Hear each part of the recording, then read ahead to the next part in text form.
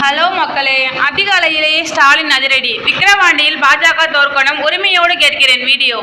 சென்னை திமுக வேட்பாளர் அன்னியூர் சிவாவிற்கு வாக்களிக்க வேண்டும் என்று பிரச்சார வீடியோ வெளியிட்டு முதல்வர் ஸ்டாலின் கேட்டுக் கொண்டுள்ளார். பாஜக கூட்டணியை தோற்கடிப்பதன் மூலமாக சமூக நீதிக்கு துரோகம் இழைக்கிற தக்க பாடம் புகட்ட வேண்டும் என்று முதல்வர் அந்த வீடியோவில் கேட்டுக் கொண்டுள்ளார். திமுக எம்எல்ஏவின் மறைவை அடுத்து விக்கிரவாண்டியின் ஜூலை 10ஆம் தேதி இடைத்தேர்தல் அறிவிக்கப்பட்ட நிலையில் அரசியல் கட்சிகள் தீவிர பிரச்சாரத்தில் ஈடுபட்டு வருகின்றன. போட்டி.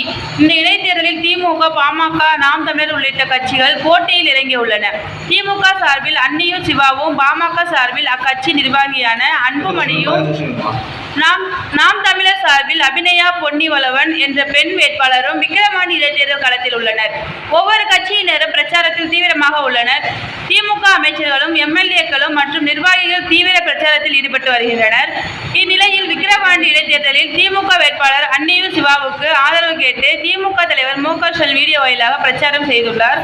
வீடியோ.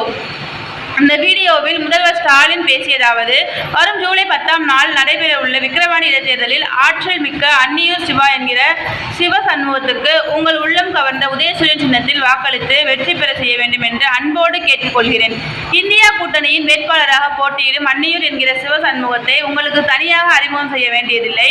உங்கள் மண்ணின் மைந்தர் அவர். மக்களோடு மக்களாக மக்கள் பணியாற்றும் உறுப்பினர் தான் அன்னியூர் சிவா.